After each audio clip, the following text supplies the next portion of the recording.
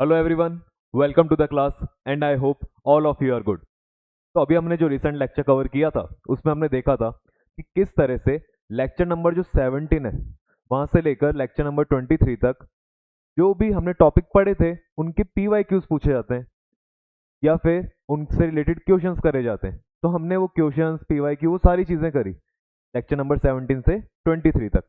आज का जो हमारा लेक्चर है उसमें हम 24 से लेकर 29 तक इसको कवर करने वाले हैं। और आज जो है ये पीवाईक्यू या जो हम क्वेश्चन सॉल्व करने जा रहे हैं इसका लास्ट सेशन होने वाला है। और इसके बाद में हमारी जियोमॉर्फोलॉजी जो है वो कंप्लीट हो जाएगी और उसके बाद में हम नेक्स्ट पार्ट पे आगे चलेंगे जो कि आपका क्लाइमेटोलॉजी होने वाला है। तो क्वेश्चंस को अच्छे से देखें और मैंने आपको जैसा हमेशा पीवाईक्यू सॉल्व करने से पहले मैं आपको कह रहा हूँ कि पीवाईक्यूज या जो भी हम क्वेश्चंस कर रहे हैं इनको सॉल्व करने से पहले मैं आपको यही कह रहा हूँ कि आप पहले रिवीजन करें अच्छे से और फिर उसके बाद में लेक्चर को अटेंड करें। खुद से क्वेश्चन सॉल्व करें, वीडियो को पॉज करके चेक करें आपका सही आता है नहीं आता, वो सारी चीज़ों का ध्यान रखें। सिर्फ सीधे आके ना देखिए कि आके आप बैठ जाते हैं और सिर्फ स्टार्ट कर देते हैं वीडियो को, अदरवाइज ये चीज़ें समझ में नहीं आएंगी। मैंने आपको रिसेंट अभी जो लेक्चर हुआ था उसमें भी ये बात बताई थी कि यहाँ पर जो हम चीज़ें पढ़ने जा रहे हैं वो लैंड फॉर्म से रिलेटेड क्वेश्चंस कर रहे थे हम, और लैंड फॉर्म से रिलेटेड जो क्वेश्चंस होते हैं वो हमें डायग्राम से समझ में आते हैं या हम उसकी पहले एक अच्छा हमारे दिमाग में जो इमेज बना लेते हैं उससे वो हमें समझ में आते हैं। इसलिए मैं आपको कह रहा हूँ पहले आप लेक्चर को देखें। लेक्चर जब आपको लग रहा है कंप्लीट हो गया है तो आप रिवीजन करें, रिवीजन करने के बाद में आप इन पीवाईक्यूज को सॉल्व करें या जो क्वेश्चंस हम सॉल्व करने जा रहे हैं इन्हें सॉल्व करें। तो ध्यान रखना इस चीज़ का। स्टार्ट करते हैं आज। तो आज हम कवर करने वाले हैं लेक्चर नंबर 24 से 29, जिसमें जो टॉपिक्स हैं वो होने वाले हैं आपके सोलर सिस्टम हो गया, इसके अलावा हमने पढ़ा था origin of the earth, cast landform हो गया, ग्लेशिएटेड लैंडफॉर्म्स हो गए और जियोलॉजिकल टाइम स्केल हो गया। तो इस तरह के जो भी हमारा जो हेडिंग थी हमारे जो लेक्चर्स थे इनके क्वेश्चंस किस तरह से बनते हैं उन्हें हम देखने जा रहे हैं। अप्रोक्स वही 45 से 50 क्वेश्चंस हम करेंगे यहाँ पे। क्वेश्चन नंबर 1 से स्टार्ट करते हैं। क्वेश्चन नंबर 1 कह रहा है consider the following statement regarding asteroids and comets. Asteroids और कॉमेट्स जो होते हैं उनके रिगार्डिंग क्वेश्चन कर रहा है ये, तो सोलर सिस्टम वाले पार्ट से आ गया ये। कह रहा है फर्स्ट में asteroids are small rocky planetoids while comets are formed of frozen gas held together by rocky and metallic material। कह रहा है एस्ट्रॉइड जो होते हैं, हमें पता है सर एस्ट्रॉइड जो होती है चट्टाने होती है, ठीक है। प्लैनेट्स तो बड़ी चट्टाने हैं, एस्ट्रॉइड छोटी छोटी उनके कंपैरिजन में जो छोटे रॉकी सब्सटेंस है उसे हम कह सकते हैं रॉकी पार्टिकल्स हैं, तो ये तो थोड़ा बड़ा होता है ये, ठीक है। प्लैनेट्स तो जो होते हैं वो थोड़े बड़े होते हैं, अच्छी साइज के होते हैं, इसलिए हमने सिर्फ कितने प्लैनेट्स बता रखे हैं कि 8 प्लैनेट्स होते हैं। लेकिन बात करें एस्ट्रॉइड की तो एस्ट्रॉइड छोटे होते हैं। अब छोटे होने की वजह से ये बात सही कह रहा है कि ये भी स्मॉल रॉकी प्लैनेटॉइड्स हैं, सर करेक्ट है। While comets are formed of frozen gas, तो कॉमेट्स का मैंने आपको बताया था ये कॉमेट जो होती है वो फ्रोजन होती है, ठीक है। उसका टेम्परेचर कूल होता है, ठंडा होता है, वो फ्रोजन होता है। वो फ्रोजन गैसेज होती हैं जो सारी चलती रहती है और किसके अराउंड रिवॉल्व करती रहती है, किसके चक्कर लगाती रहती है, ये सन के चक्कर लगाती रहती है। तो इस चीज़ का ध्यान रखना, कॉमेट जो होते हैं ये सन के चक्कर लगाते रहते हैं। और कहाँ से चक्कर लगाते हैं ये, इनका जो पाथ होता है वो किधर की तरफ होता है, तो ये सन है। उसके बाद में सारे प्लैनेट्स आ जाते हैं, जो 8 प्लैनेट्स हैं हमारे, उसके बाद में प्लूटो भी आ जाता है। उसके बाद में हमें देखने को मिलता है किसका, ऑर्बिट कॉमेट्स का। तो कॉमेट जो होते हैं वो इतनी बाहर की तरफ क्या करते हैं, ऑर्बिट करते हैं अराउंड द सन। तो ये चीज ध्यान रखना। तो ये पहली बात है, दोनों सही हो जाती है। Asteroids are found mostly between the orbits of Jupiter and Mars. Sir जो एस्ट्रॉइड्स होते हैं वो जुपिटर और मार्स के बीच में मिलते हैं, और कॉमेट जो होते हैं वो वीनस और मरकरी के बीच में मिलते हैं। तो अगर हम फर्स्ट वाला लाइन देख रहे हैं तो ये तो करेक्ट है सर, ये मार्स और जुपिटर के बीच में मिलते हैं एस्ट्रॉइड। मैंने बताया था एस्ट्रॉइड बेल्ट आती है, मरकरी, वीनस, अर्थ, मार्स। मार्स के बाद में फिर एस्ट्रॉइड की बेल्ट आती है, फिर उसके बाद में जुपिटर, सैटर्न, यूरेनस, नेपच्यून, फिर ये 4 प्लैनेट आते हैं। उसके बाद में फिर प्लूटो आता है, लेकिन प्लूटो को हम डॉर्फ प्लैनेट कहते हैं, प्लैनेट में कंसिडर नहीं करते।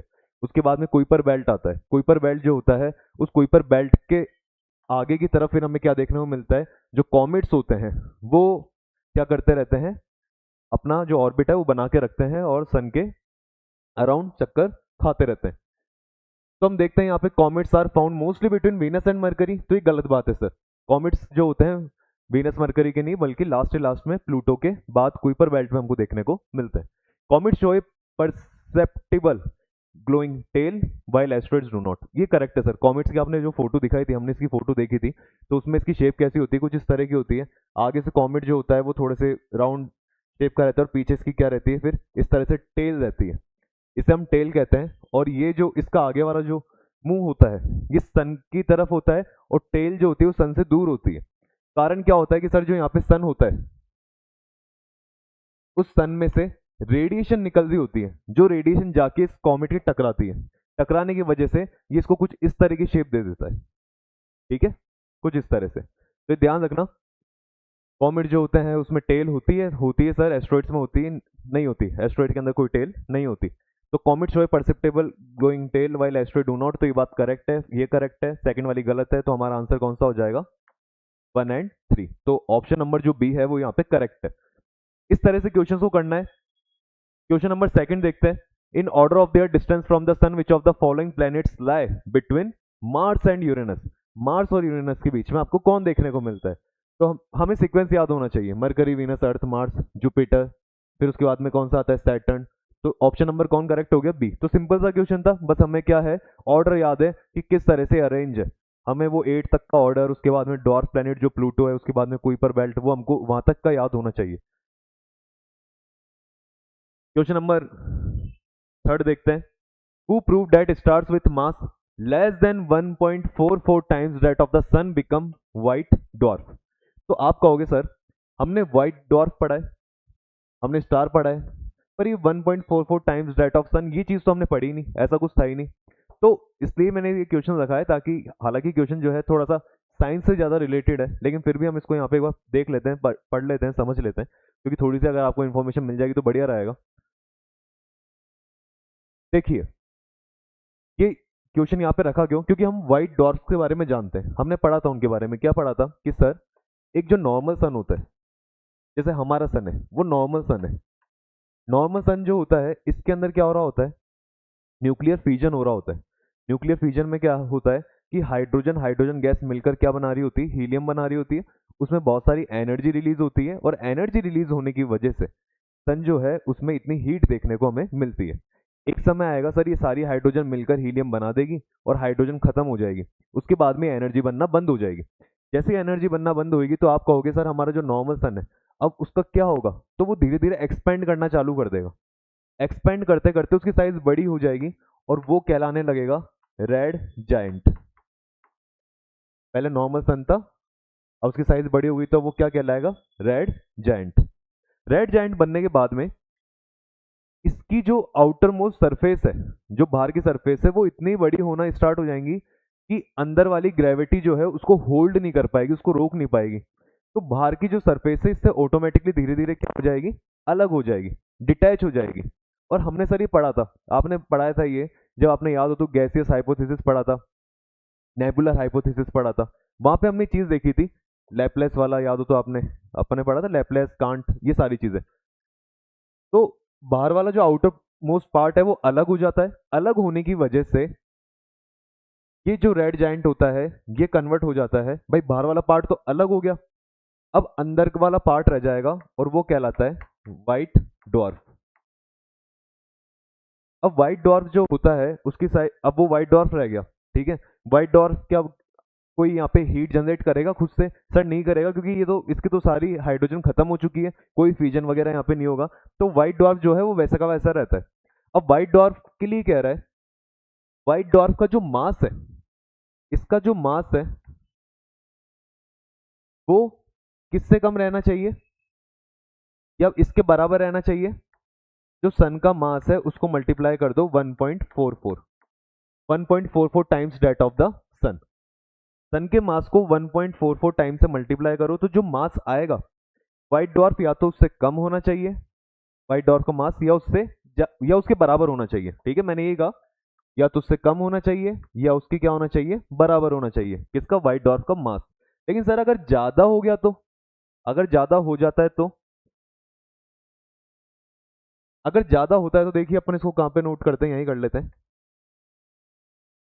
If cross Chandrashekhar limit,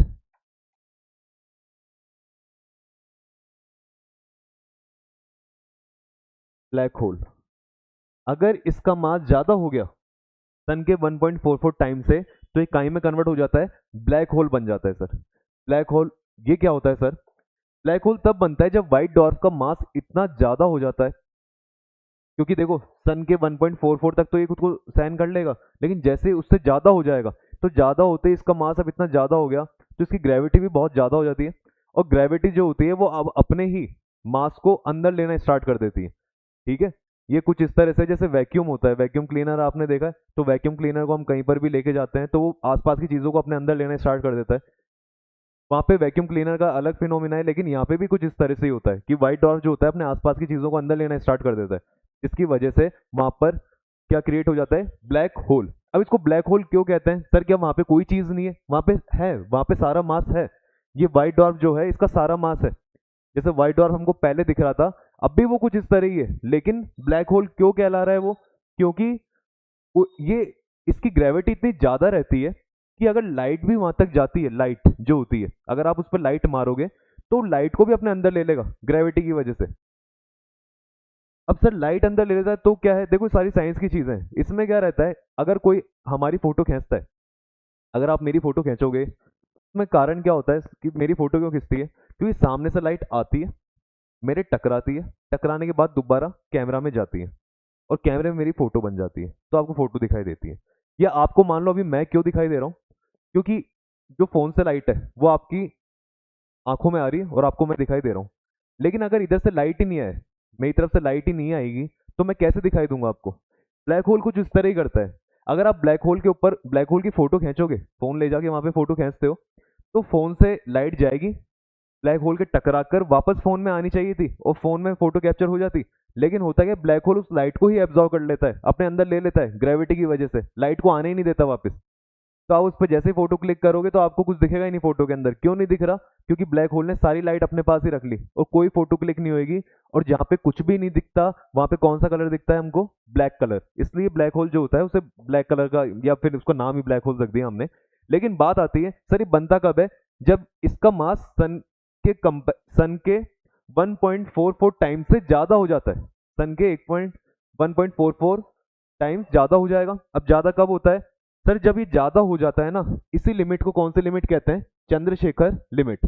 Chandrashekhar ji जो है ये इंडिया के फिजिक्स थे, इन्होंने बताया था कि अगर व्हाइट डॉर्फ का मास जो होता है वो सन के 1.44 टाइम से ज्यादा हो जाता है, तो वो मेरी लिमिट को क्रॉस कर जाएगा, मतलब चंद्रशेखर जी की लिमिट को क्रॉस कर जाएगा और वो कहीं में कन्वर्ट हो जाएगा ब्लैक होल। इसलिए इसको कहा गया है चंद्रशेखर लिमिट, कि इससे ज्यादा नहीं होना चाहिए वरना वो खत्म हो जाएगा अपने आप के अंदर ही।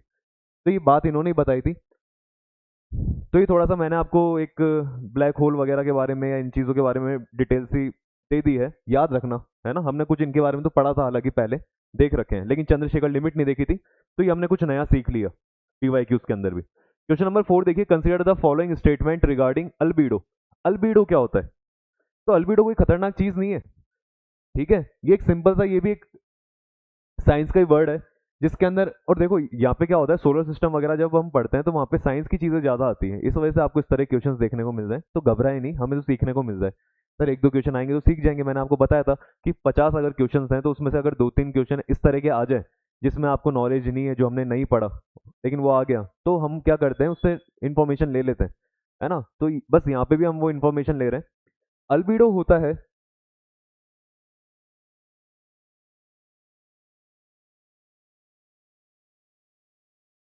एबिलिटी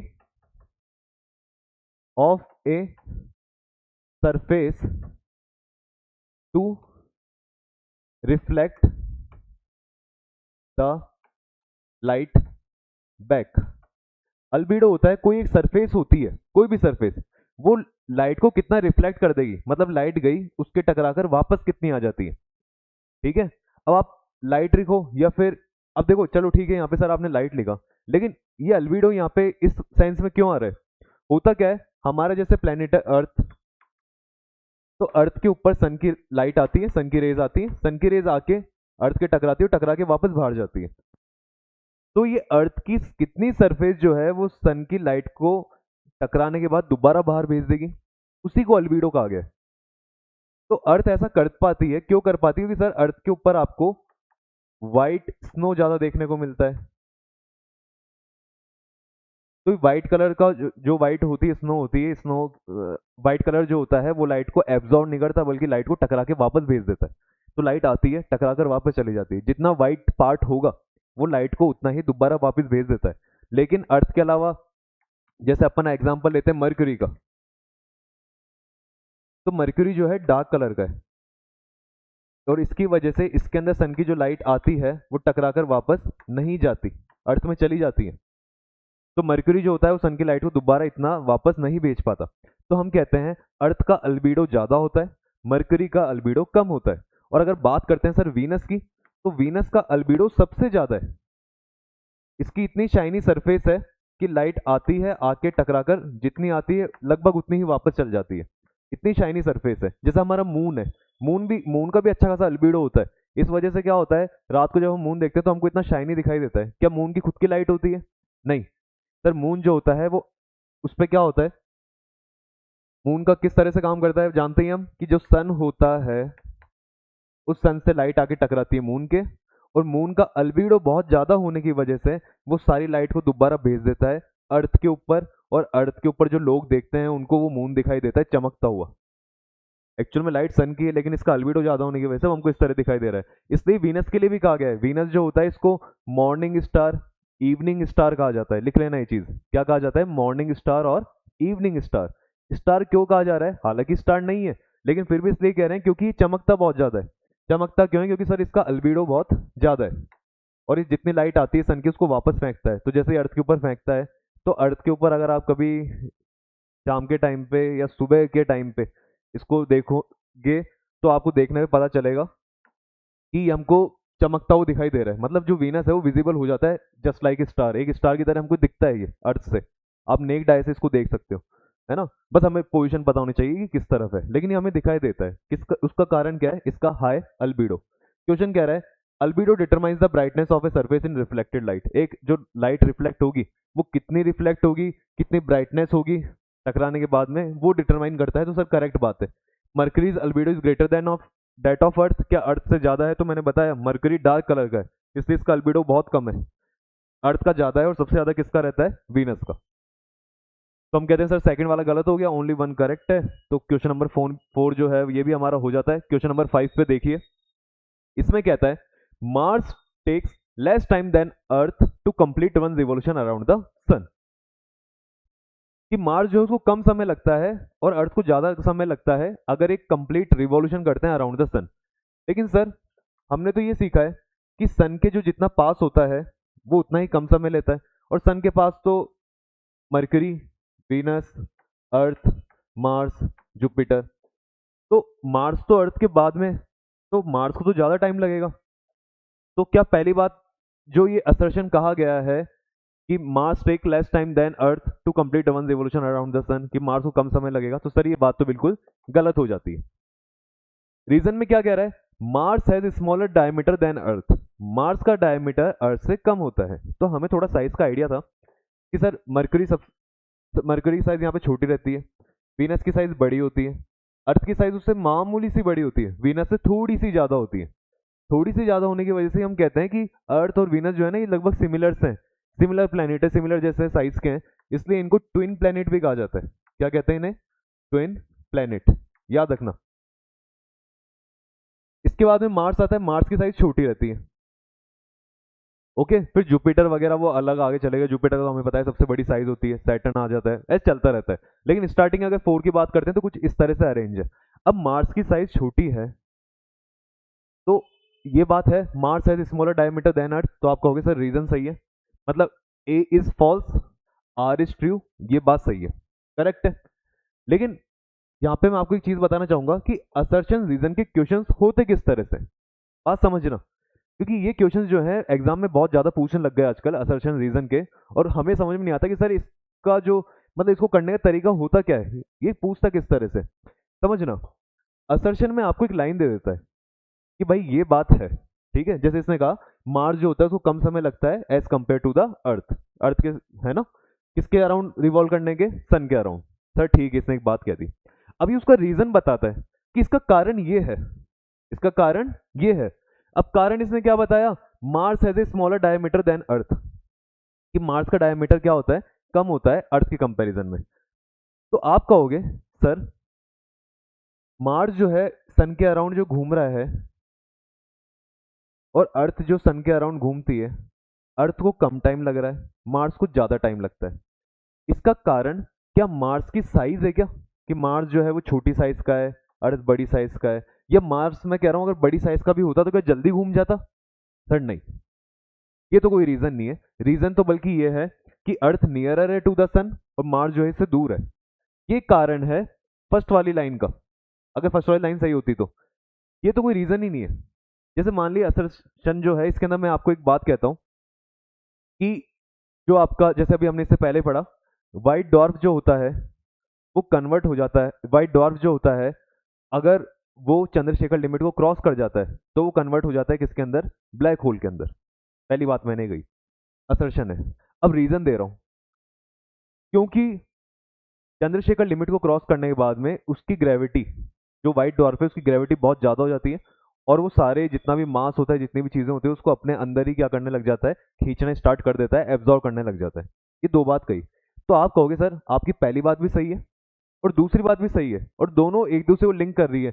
जो आपने पहली बात कही उसका रीजन आप सही बता रहे हो कि कोई भी व्हाइट डॉर्फ जो होता है वो ब्लैक होल में कन्वर्ट क्यों हो जाता है, उसका कारण ये होता है कि वो उसमें ग्रेविटी इतनी ज्यादा हो जाती है कि वो खुद को ही क्या करने लग जाता है, एब्जॉर्व करने लग जाता है। तो ऐसा असर्शन हुआ और उसका रीजन हुआ। कभी कभार क्या होता है, असर्शन भी सही होता है, रीजन भी सही होता है, पर ये दोनों का कोई लेना देना ही नहीं होता। इन दोनों को जैसे अभी है, अभी मान लीजिए मैं मानता कि सर इसको उल्टा कर देते हैं अपन, अर्थ का Earth take less time than Mars to complete one revolution around the sun. Sir ये बात तो आपने सही कर दी कि अर्थ जो है वो कम समय लेती है मार्स के, है ना, कंपैरिजन में रिवॉल्व अराउंड द सन। लेकिन सेकंड चीज, Mars has a smaller diameter than Earth. Earth को मार्स को ज्यादा टाइम इसलिए लग रहा है क्योंकि मार्स का साइज छोटी है और अर्थ की साइज क्या है, बड़ी है। आप कहोगे सर ये बात तो सही है कि मार्स की साइज छोटी है, अर्थ की साइज बड़ी है। सर ये बात भी सही है कि अर्थ जो होती है वो कम समय लगाती है as compare to the mass. दोनों बातें सही हैं, लेकिन क्या इस बात का एक्सप्लेनेशन ये है? नहीं है सर। जब सन के अराउंड ये रिवॉल्व कर रहे हैं तो कोई कम समय लगा रहा है, कोई ज्यादा समय लगा रहा है, उसका कारण सन से डिस्टेंस है, ना कि इनके मास। तो हमें समझ में आता है असर्शन रीजन के अंदर क्वेश्चन क्या आ जाते हैं कभी कभार दोनों बात की। कभी कभार असर्शन सही होता है, रीजन सही होता है, और जो रीजन होता है वो करेक्ट रीजन होता है ऊपर वाली लाइन का कि हाँ यही रीजन है, ठीक है, तब तो आप फर्स्ट को सही करते हो। कभी कभार क्या होता है, असर्शन सही होता है, रीजन भी सही होता है, पर इसका इसका कोई लेना देना ही नहीं होता, तो हम सेकंड वाला सही करते हैं। कभी फिर क्या होता है, असर्शन ही सही रहता है, रीजन बिल्कुल गलत आ जाता है, और कभी रीजन सही आता है तो असर्शन गलत हो जाता है। जैसा अभी लास्ट वाले में क्या हुआ कि असर्शन तो फॉल्स है और रीजन क्या है यहाँ पे ट्रू है। तो इस तरह के अगर असर्शन रीजन के क्वेश्चन आते हैं तो आपको इस तरह से उसको अटेम्प्ट करना है ना, ये इस तरह सोच के आपको ट्राई करना है, ध्यान रखना है इस चीज का। चलिए नेक्स्ट, फिर वही देखिए असर्शन रीजन आ गया एक और। अब देखते हैं इसमें कैसे करते हैं आप लोग। The moon takes the same time for rotation and revolution. Moon जो होता है उसका रोटेशन और रिवोल्यूशन का टाइम सेम होता है अराउंड द अर्थ, ठीक है। और ये हमने पढ़ा भी था कि सर 27.3 डेज लगते हैं मून को अर्थ के अराउंड रिवॉल्व करने में और अपनी जगह पे रोटेट करने में। जैसे अर्थ है, अर्थ को अपनी जगह पे रोटेट करने में लगते हैं 24 आवर्स और सन के अराउंड रिवॉल्व करने में उसको लग जाते हैं 365 डेज। डिफरेंस है, बहुत ज्यादा डिफरेंस है। लेकिन मून में ऐसा नहीं है। मून जब अर्थ के अराउंड रिवॉल्व करता है तो 27.3 डेज में कंप्लीट करता है, अपनी जगह पे कंप्लीट रोटेशन भी वो कितने डेज में कंप्लीट करता है, 27.3 डेज के अंदर। तो दोनों सेम है, और सेम होने की वजह से मैंने आपको बताया था, इसकी वजह से क्या होता है, जो मून की साइड आपको दिखती है, जो मून की साइड हमको दिखती है वही हमेशा दिखती चली जाती है। मतलब आज जो आप मून का साइड देख रहे हो तो आप कभी भी उसके बैक साइड को नहीं देख सकते, अर्थ के ऊपर से नहीं देख सकते। क्यों नहीं देख सकते? क्योंकि सर मून का रोटेशन और रिवोल्यूशन टाइम सेम होता है। और इस वजह, अब देखो यहाँ पे रीजन में क्या कह रहा है, the result in the same side of the moon always facing the earth. इसकी वजह से अर्थ की तरफ मून का सिर्फ एक ही फेस दिखता रहता है। तो सर दोनों बातें सही है, असर्शन भी सही है और उसका जो रीजन है ना वो भी सही है। तो दोनों बातें सही होने की वजह से आप कहते हो both A and R true and R is the correct explanation of A, कि जो दो इसका जो मून होता है उसका 27.3 डेज में ही रोटेशन होता है, रिवोल्यूशन होता है, उसकी वजह से हमें सिर्फ क्या होता है, उसकी एक ही साइड देखने को मिलती है। तो दोनों बातें सही है और ये एक्सप्लेन भी कर रहा है, तो आंसर क्या हो जाएगा यहाँ पे, ए हो जाएगा। ये ध्यान रखना 27.3 डेज तो होता है उसका रिवॉल्व और रोटेशन का, और 29.5 डेज जो होते हैं, तो ये भी आप कभी सुनोगे मून के लिए, ये होता है इसकी फेज साइकिल। क्या साइकिल होती है, फेज साइकिल। फेज साइकिल का मतलब सर, जो आपको न्यू मून दिखता है पूर्णिमा पे, पूर्णिमा पे जो न्यू मून दिखता है, उससे लेकर अगली जो पूर्णिमा आती है या फिर न्यू मून आता है, उस तक का जो समय लगता है वो कितना लगता है, 29.5 डेज। तो इसको फेज साइकिल कहते हैं, और वो जो है 27.3 डेज, ये रिवॉल्यूशन रोटेशन का टाइम है। Question number next, which planet takes the maximum time to complete one revolution around the sun. एक complete revolution around the sun अब कौन लेगा, अब सर समझ में आ गया हमको, जो जितना दूर है ना वो लेने वाला है। कौन है सबसे दूर इसके अंदर, अर्थ है, मार्स है, वीनस है, या फिर जुपिटर है। तो सर जुपिटर है, हमें याद है, इजी क्वेश्चन। क्वेश्चन नंबर 8 देखिए, which of the following statement regarding the solar system is correct. Solar system को लेकर कौन सी बात यहाँ पे सही है। Earth is the densest planet, Earth जो है सबसे ज्यादा डेंस है ना। अब देखो इसको अपन समझ भी लेते हैं कि ये बात सही क्यों है, क्योंकि सर मरकरी की साइज छोटी है, वीनस उससे बड़ा है, लेकिन उससे बड़ा है अर्थ, फिर मरकरी आ जाता है छोटा। स्टार्टिंग के जो 4 प्लेनेट है ना, यही टेरेस्ट्रियल प्लेनेट है। टेरेस्ट्रियल प्लेनेट मतलब यहाँ पर आपको ये किस फॉर्म में देखने को मिलते हैं, आपको सॉलिड फॉर्म में देखने को मिलते हैं, टेरेस्ट्रियल है ये। इसके बाद में फिर वो एस्ट्रॉइड बेल्ट आती है, और उसके बाद में जो फिर आते हैं प्लैनेट्स, ये सारे क्या रहते हैं, ये सारे जो होते हैं ये गैसियस प्लैनेट होते हैं। अब इनको जिनको अपन ने जॉल्वियन ऐसे भी कुछ नाम दिया था, तो सॉलिड वाले जो है आगे के टेरेस्ट्रियल प्लैनेट है, वो आपकी गैसियस प्लैनेट है जिनको, है ना। और उसके आगे फिर आपकी कौन आ जाता है सर, प्लूटो आ जाता है। प्लूटो से आगे फिर वो कुइपर की बेल्ट आ जाती है, कुइपर की बेल्ट से आगे, कुइपर की बेल्ट के आगे फिर आपके कॉमेट जो होते हैं वो घूमते रहते हैं। ये सब किसके अराउंड घूमते रहते हैं, सन के अराउंड। लेकिन मेन चीज क्या है सर, क्वेश्चन कर रहा है अर्थ जो है सबसे डेंसियस्ट क्यों है, सबसे ज्यादा डेंस क्यों है, क्योंकि सब ये तो डेंस हो नहीं सकते, ये तो गैस वाले हैं। अब डेंस इन 4 में से एक ही होगा। अब जिसकी सबसे बड़ी साइज है अर्थ, इसी को हमने सबसे ज्यादा क्या कह रखा है कि सबसे ज्यादा डेंस यही है, क्योंकि इसकी साइज भी बड़ी है और ये सॉलिड के अंदर भी है। तो सबसे ज्यादा डेंस कौन हो जाता है, हमारी अर्थ हो जाती है। सर ये बात सही है, फिर तो बाकी सारी गलत हो ही जाती है। हालांकि हमें ये नहीं पता कि silicon is the most abundant element, सबसे ज्यादा सिलिकॉन मिलता है क्या, तो सर पता नहीं, लेकिन सन कंटेन्स अबाउट 75% और total mass of the solar system. हमारे इस पूरे सोलर सिस्टम का जो मैंने ड्रॉ कर रखा है, इसका जो टोटल मास है, तो ये कह रहा है उसमें 75% तो हमारे सन का ही है। सन इतना बड़ा है, सर नहीं, सन तो इससे भी बड़ा है। सन जो है हमारे पूरे पूरे जो सोलर सिस्टम है उसके 99.8% मास जो है ये आपको सन के अंदर देखने को मिलता है। कितना, 99.8%। सिर्फ 0.2% मास से ये सारी चीजें बनी हुई है। जितने भी सॉलिड प्लेनेट हैं, गैसेस प्लेनेट हैं, एस्ट्रॉइड बेल्ट है, कुइपर बेल्ट है, कॉमेट्स है, ये सारी चीजें उससे बनी है। तो ध्यान रखना सन जो है वो इतना बड़ा है, 99.8% मास कैरी करता है सोलर सिस्टम का। तो हम सिर्फ यहाँ पे 2 चीजें ये सीखते हैं, ये वाली हालांकि बात गलत है।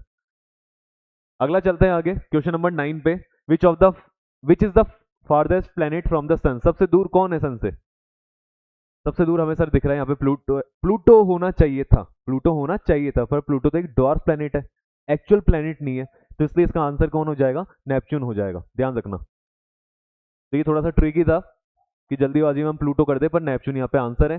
Consider the following statement regarding solar system. Solar system को लेकर कौन सी बात सही है। Planets move in elliptical orbit, sir correct है। प्लैनेट जो होते हैं वो सन के ऐसे बिल्कुल यूं गोल गोल गोल नहीं घूमते, वो सन के इस तरह से इलेप्टिकल ऑर्बिट में घूमते हैं वो, ये मैंने आपको बताया भी था। तो पहली बात सही है। Asteroid belt lies between Mars and Jupiter, correct है सर, एस्ट्रॉइड बेल्ट यहीं देखने को मिलती है। Comets originate only from one region, comet जो होते हैं वो एक ही जगह से ओरिजिन होते हैं। ये तो सर कोई बात समझ में नहीं है कि कॉमेट कहाँ से ओरिजिनेट हो रहे हैं, कोई एक फिक्स जगह थोड़ी ना कि वहां से कॉमेट्स आते हैं पैदा होके निकल निकल के, नहीं, कहीं से भी आ सकते हैं, ये कहीं से भी पैदा हो सकते हैं। तो इसका आंसर सिर्फ क्या दिख रहा है हमें, 1 और 2 दिख रहा है। ये 3 वाला ऐसे, मतलब कभी क्वेश्चन क्या होता है, क्वेश्चन ऐसा कहता है ना कि इसी में से हो रहा है कोई काम, है ना, ये काम इसी में से होगा। कॉमेट जो है एक ही जगह से निकल कर आएंगे, आपने पढ़ा हुआ नहीं है। अगर आपको पढ़ा हुआ होता तो आप एक बार में आंसर कर देते, लेकिन आपको समझ में नहीं आ रहा कि आप करें क्या। तो ध्यान रखना, कभी कभार इस तरह के ऑप्शन आते हैं जिसमें कहता है कि ये इसी में से हो सकता है सिर्फ, इसके अलावा कोई नहीं कर सकता दुनिया में, या कहीं से नहीं हो सकता, ये कहीं से नहीं आ सकता, कुछ भी नहीं हो सकता, सिर्फ यहीं से होगा। तो ऐसे वाले आंसर जो होते हैं अप्रोक्स 99% टाइम्स तो क्या रहते हैं, गलत ही रहते हैं। गलत क्यों होते हैं? क्योंकि हर चीज का कहीं ना कहीं से भी ओरिजिन हो सकता है, जरूरी थोड़ी ना वहीं से हो, कहीं से भी हो सकता है। तो ये चीज, जैसे मैं कह दूं कि हाइड्रोजन हाइड्रोजन का जो फ्यूजन हो रहा है वो सिर्फ हमारे सन पे हो रहा है और कहीं नहीं हो रहा, और ये आ जाए आपके, अब आप सोचोगे यार हाँ पढ़ा तो है इसी में हो रहा है, लेकिन इसके अलावा और जो है स्टार्स उनका तो मेरे को पता ही नहीं कि उन पे हो रहा है नहीं हो रहा। अरे यूनिवर्स इतना बड़ा है, हमको नहीं पता कहीं पे हो रहा हो, है ना? तो वो गलत है। अगर मैं ऐसे कहता हूँ कि सन भी पे हो रहा है तो वो गलत है, सन पे ही नहीं हो रहा, कहीं पे यूनिवर्स में हो रहा होगा। यूनिवर्स इतना बड़ा है, किसी ने देखा नहीं है, किसी को आइडिया नहीं है। तो इस तरह के कभी क्वेश्चन आते हैं कि इसी में से हो रहा होगा, केवल यहीं पे हो रहा है, इसके अलावा कहीं नहीं है, तो ये गलत हो जाते हैं ज्यादातर। इस चीज का ध्यान रखें, कभी कभार ऐसे जो है एलिमिनेट कर सकते हो आप किसी भी ऑप्शन को। Question number 11, which extinction event occurred at the end of Mesozoic era. ये जो है क्वेश्चन किसका आ गया, आपका जियोलॉजिकल टाइम स्केल का आ गया। सर मेसोजोइक एरा के बाद में ये कह रहा है which extinction event occurred at the, जब मेसोजोइक एरा खत्म हुई तो कौन सा लास्ट इवेंट हुआ था? सर मेसोजोइक एरा खत्म का तो मुझे नहीं पता, हमने पढ़ा था इसको। ये इसकी शुरुआत होती है कौन सी एरा के बाद में? जब परमियन का क्या हो जाता है, एक्सटिंक्शन हो जाता है। जब परमियन का एक्सटिंक्शन हो जाता है उसके बाद में कौन सी एरा स्टार्ट हो जाती है? Mesozoic era. और मेसोजोइक एरा जो है उसको पार्ट्स में डिवाइड कर रखा है, किन किन पार्ट्स में, किन किन पीरियड्स में डिवाइड कर रखा है? भाई ये तो एरा है, इसको हमने फिर पीरियड्स में डिवाइड कर रखा है। ये स्टार्ट कब होती है? जब कौन सा पीरियड खत्म होता है? परमियन पीरियड खत्म होता है, क्योंकि परमियन थे वो, मैंने आपको बताया था डायनासोर्स के छोटे साइज के, ऐसा इस तरह का था कुछ जानवर। तो वो जो है उसका एक्सटिंक्शन हो जाता है, उसका एक्सटिंक्शन होने के बाद में मेसोजोइक एरा स्टार्ट हो जाती है। मेसोजोइक एरा जैसे स्टार्ट हो जाती है तो उसके अंदर फिर आपको मेन जो ये डायनासोर्स हैं वो देखने को मिलते हैं। तो कौन सा सबसे पहले आपको पीरियड देखने को मिलेगा यहाँ पे? Which extinction event occurred at the end of Mesozoic era. तो उसके बाद में स्टार्ट हो जाते हैं, उसके बाद में फिर अलग अलग डायनासोर वाले चलते रहते हैं, है ना, जिसमें ट्रायसिक आता है, जुरासिक आता है। पर हमें ध्यान है कि लास्ट लास्ट में उसमें कौन आता है? क्रिटेशियस आता है। और ये क्रिटेशियस जो था, जो जानवर था, जैसे ही ये खत्म हो जाता है, मतलब कौन सा पीरियड खत्म हो जाता है? क्रिटेशियस पीरियड जैसे ही खत्म होता है तो उसके बाद में मेसोजोइक एरा भी क्या हो जाती है? खत्म हो जाती है। याद रहेगा ये? तो याद रखना कि सबसे, क्योंकि मेसोजोइक एरा से पहले कौन सी थी? सर पैलेयोजोइक एरा थी। पैलेयोजोइक थी, मेसोजोइक थी, और फिर कौन सी थी? सिनोजोइक थी।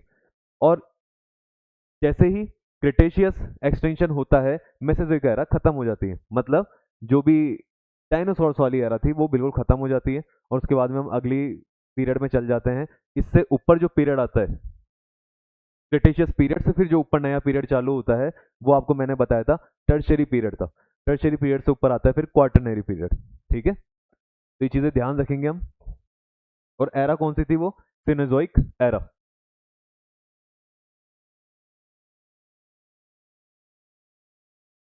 वन एस्ट्रोनॉमिकल यूनिट जो होती है उस क्या होता है, तो ये तो याद कर लेना। अर्थ से लेकर सन तक का जो डिस्टेंस होता है, अर्थ से लेकर सन तक का जो डिस्टेंस है उसको हमने वन एस्ट्रोनॉमिकल यूनिट कह रखा है। सर ये क्यों हमने ऐसा निकाल रखा है? ताकि हम आइडिया दे सकें। मान लो मैं कहता हूं आज कोई पर्टिकुलर एक स्टार है वो हमसे इतना एस्ट्रोनॉमिकल यूनिट दूर है, तो आपको उससे आइडिया होता है कि सर अगर आप कह रहे हो ना 8 एस्ट्रोनॉमिकल यूनिट दूर है कोई स्टार हमसे, तो इसका मतलब क्या हो गया कि जितना सन और अर्थ के बीच में डिफरेंस है, जो डिस्टेंस है अर्थ से लेकर सन तक के बीच का जो डिस्टेंस है उसको किससे मल्टीप्लाई कर दो? 8 से। तो आपको किसका डिस्टेंस मिल जाएगा? वो जो अगला स्टार है उसका। तो हमने बस ये थोड़ा सा इजी करने के लिए, समझाने के लिए एस्ट्रोनॉमिकल नई यूनिट बना रखी है, जो किसके बीच का डिस्टेंस होता है? अर्थ से लेकर सन तक का डिस्टेंस होता है। Consider the following statement regarding asteroid. Asteroid को लेकर कौन सी बातें सही है? सर जो एस्ट्रॉइड्स होते हैं they are mostly found between the orbits of Mars and Jupiter. Correct है सर, फिर से यही बात आ गई। They revolve around the sun, ये बात भी करेक्ट है। They emit their own light, इनकी खुद की लाइट होती है, तो ये तो बिल्कुल गलत है। मैंने आपको समझाया था कि हमारे सोलर सिस्टम में जो लाइट देने वाला है वो सिर्फ एकमात्र एक ही चीज है। कौन है वो? सन है। इस वजह से हम उनकी पूजा करते हैं, हाथ जोड़ते हैं, जल चढ़ाते हैं, ये सारी चीजें करते हैं, क्योंकि वहीं से एनर्जी का सोर्स आता है। वही एनर्जी का अल्टीमेट सोर्स है हमारे सोलर सिस्टम का, वहीं से लाइट आती है और किसी की अपनी खुद की लाइट नहीं है, इसलिए कह रहा है they emit their own light. तो ये बात क्या हो जाती है, गलत हो जाती है। क्वेश्चन नंबर 13 हो गया। क्वेश्चन तो 1 और 2 करेक्ट है इसका, तो ऑप्शन नंबर सी इसका करेक्ट ऑप्शन हो जाएगा, करेक्ट आंसर हो जाएगा। क्वेश्चन नंबर 14 देखिए, the nearest star to earth is, earth के अर्थ के सबसे पास में स्टार कौन सा है? सर इजी क्वेश्चन, अर्थ के तो सबसे पास हमारा कौन है? सन है। समझना, अर्थ के सबसे पास पूछा है। अगर ये पूछता हमारे सोलर सिस्टम के पास में सबसे कौन सा स्टार है, सोलर सिस्टम, तो सोलर सिस्टम के सबसे पास में है प्रॉक्सिमा सेंचुरी। ठीक है, प्रॉक्सिमा सेंचुरी जो है ये हमारे अर्थ के सबसे पास वाला क्या है, हमारे सोलर सिस्टम के सबसे पास वाला, हमारे सोलर सिस्टम के सबसे पास वाला जो स्टार है वो कौन है? प्रॉक्सिमा सेंचुरी है। लेकिन अगर अर्थ की बात करें तो अर्थ के सबसे नियरेस्ट कौन सा है? सर ये तो हमारा सन है। फिर मैं पूछूं सन के आगे कौन है, तो सन के आगे फिर अगला नंबर किसका है? प्रॉक्सिमा सेंचुरी का है। तो ये याद रहेगा आपको, ये अल्फा सेंचुरी, पोलरिस, साइरस, ये भी स्टार्स हैं, पर नियरेस्ट वो है हमारे सोलर सिस्टम के। Which of the following condition are necessary for life on Mars? अगर आप चाहते हो कि मार्स के ऊपर लोग जिंदा रहें, जाके वहां पे घूमे फिरे मजे करें मार्स के ऊपर, तो वहां पे क्या क्या कंडीशन होनी चाहिए? सर वहां पे कंडीशन होनी चाहिए, एक तो अच्छा एटमॉस्फेयर होना चाहिए वहां पे, और वहां पे टेम्परेचर भी सूटेबल होना चाहिए हमारी बॉडी के अकॉर्डिंग। तो सर दोनों ही चीजें हो चाहिए हमको, ऐसा नहीं है टेम्परेचर कम ज्यादा हो रहा है। तो करेक्ट, इजी सा क्वेश्चन था, बोथ 1 एंड 2 इसका करेक्ट आंसर हो जाएगा। क्वेश्चन नंबर 16 पे आइए आप। The the rocky bodies found between Mars and Jupiter are called, सबसे जो इजी क्वेश्चन फिर से वही आता है जो हम 2-3 बार देख चुके हैं, कि मार्स और जुपिटर के बीच में मिलने वाली जो रॉकी बॉडीज है उन्हें क्या कहा जाता है? उन्हें एस्ट्रॉइड्स कहा जाता है। सर क्योंकि हमने ये जो इसमें और दे रखे हैं ना, मिटियोर, कॉमेट्स, मेटेरॉइड्स, इन्हें भी हम जानते हैं। कॉमेट्स तो मैं आपको समझा चुका, मिटियोर्स और मेटेरॉइड्स जो हैं ये भी आप समझते हैं कि मेटेरॉइड्स क्या होते हैं? जब रॉकी पार्टिकल, ठीक है, एस्ट्रॉइड से निकल जाता है और वो इधर उधर अब भटकता रहता है, भटकता भटकता किसी प्लेनेट के पास से जाता है, जैसे फॉर एग्जांपल अर्थ के पास से जा रहा है, तो वो बस भटक रहा है, तो उसको भटकते वक्त को हम उसको क्या कहेंगे? मतलब इधर उधर घूम रहा है वो, है ना, उस बेल्ट के अराउंड नहीं घूम रहा है, एस्ट्रॉइड के अंदर नहीं घूम रहा, वो इधर उधर ही चल रहा है कहीं पे रैंडम, तो उसे हम क्या कहते हैं? मेटेरॉइड कहते हैं। लेकिन मान लीजिए वो अर्थ के पास में आया और अर्थ की ग्रेविटी अब उसको अपने अंदर खींच रही है, जैसे ही अर्थ की ग्रेविटी उस पर लगेगी वो अर्थ के अंदर आने स्टार्ट करेगा, और जैसे ही अर्थ के अंदर एंटर करता है अर्थ के एटमॉस्फेयर में, उस मिटेरॉइड को हम क्या कहते हैं? मिटियोर कह देते हैं। फिर वो मिटियोर जो होता है जैसे ही अर्थ के अंदर एंटर करता है तो वो अर्थ के एटमॉस्फेयर की वजह से जलना स्टार्ट हो जाता है। ठीक है, जलने लगता है तो जलते जलते हमको उसकी आग दिखाई देती है, और हमें क्या लगता है कि कोई टूटता हुआ तारा जा रहा है, पर एक्चुअल में कोई टूटता हुआ तारा नहीं होता। हमने अभी देखा कि तारे कोई टूटते नहीं है, वो नॉर्मल से रेड जाइंट से व्हाइट डॉर्फ से फिर ब्लैक होल ऐसे कन्वर्ट होते हैं, टूटता कुछ ही नहीं है ये। तो वो मिटियोर होता है जो जा रहा होता है, हमें टूटता हुआ स्टार दिखता है, शूटिंग स्टार उसको हम कह देते हैं। और मिटियोर जो होता है फिर वो नीचे आते आते जमीन पे वो इतना जल जाता है कि जलते जलते खत्म हो जाता है। लेकिन अगर फिर भी कोई बड़ा मिटियोर है तो वो नीचे तक पहुंच जाता है। आगे देखते हैं अगला question, the tail of comet always point away from the sun due to. अब देखो टेल ऑफ कॉमेट दूर क्यों रहती है हमेशा सन से? मैंने बताया था कि कॉमेट का जो फेस होता है या फिर जो कॉमेट का आगे वाला पार्ट होता है वो तो सन की तरफ रहता है, पर पीछे वाला जो पार्ट है वो टेल जो होती है वो किधर की तरफ रहती है? सन से दूर रहती है। ऐसा क्यों होता है? क्योंकि सर सन से जो रेडिएशन निकल रही है तो रेडिएशन जाके इसके टकराती है और इसको इस तरह की शेप दे देती है ना। अगर तो हम भी देखते हैं ये क्या होती है एक्चुअल में, एरोडायनेमिक्स होती है। एरोडायनेमिक्स कहती है कि अगर आप किसी भी चीज़ को तेज चलाना चाहते हैं तो आप उसकी शेप को कुछ इस तरह से रखें। आप देखना कोई भी चीज़ें होती है वो, अगर आप उसको, वो मूव कर रही है, कहाँ पे मूव कर रही है वो, जैसे फॉर एग्जांपल रॉकेट जो होते हैं वो भी कुछ इस तरह शेप के होते हैं, आगे से इस तरह से गोल करके रखते हैं और पीछे फिर इस तरह से चलते रहते हैं। हालांकि रॉकेट तो क्या होता है? सॉलिड होता है, इसलिए हम उसकी फिक्स शेप ऐसा कर देते हैं कुछ इस तरह की। मतलब ये मैंने अच्छा सा कुछ ड्रॉ नहीं करा है, इसको तो छोड़ो। लेकिन आप समझते हो कि रॉकेट, सर रॉकेट तो सॉलिड होता है, सॉलिड होने की वजह से उसकी शेप पीछे की फिक्स रहती है, पर ये क्या होता है? ये गैस से बना हुआ है। अब गैस से बने होने की वजह से इसकी पीछे की शेप जो होती है चेंज हो जाती है, और चेंज होकर एक टेल में कन्वर्ट हो जाती है। तो इसका कारण कौन होता है? सन से निकलने वाली क्या? Centrifugal force? नहीं। Gravitation attraction of star? नहीं। सोलर रेडिएशन प्रेशर, कि सोलर की जो रेडिएशन जा रही होती है वो इस पर प्रेशर डालती है, और प्रेशर डाल के इसको फिर एक इस तरह का शेप दे देती है। कांस्टेंट ओरिएंटेशन ये भी कहीं नहीं है, तो आंसर इसका क्या हो जाएगा? सी करेक्ट हो जाएगा। क्वेश्चन नंबर 17 हो गया। क्वेश्चन नंबर 18 देखिए, consider the following statement regarding space observation. जब आप स्पेस को ऑब्जर्व कर रहे होते हो तो आपको क्या क्या चीजें पता रहती है? Telescope are use to observe distant celestial object, sir वो टेलीस्कोप ही होता है जिससे हम देखते हैं दूर की चीज़ों को। Artificial satellite help in weather forecasting, हम जो सैटेलाइट्स को भेजते हैं वो वेदर फोरकास्टिंग में हेल्प करती है, तो ये भी बात भी करेक्ट है, वो मौसम बताती है। Space probes are sent to study other planets, और हम स्पेस के अंदर जो भी चीज़ें भेजते हैं ना, जैसे हमारे जो मिशंस होते हैं स्पेस के अंदर, वो हम इसलिए भेजते हैं ताकि वहाँ के प्लैनेट्स की स्टडी कर सके, तो ये बात भी क्या है एकदम करेक्ट है। तो 1, 2 एंड 3 सारे जो ऑप्शन है वो इसमें क्या हो जाते हैं, करेक्ट हो जाते हैं। आगे कह रहा है question number 19, A Meteor is best defined. अब मिटियोर की डेफिनेशन क्या कह रहा है, एक फास्ट मूविंग स्टार है, सर ये स्टार तो है ही नहीं। An object entering earth atmosphere, क्या ये वो ऑब्जेक्ट है जो अर्थ की एटमोस्फेयर में एंटर कर रहा है, सर मिटियोर है तो ये एंटर ही करता है अर्थ की एटमोस्फेयर में, तो ये अपन ने पहले चीज ही समझ ली।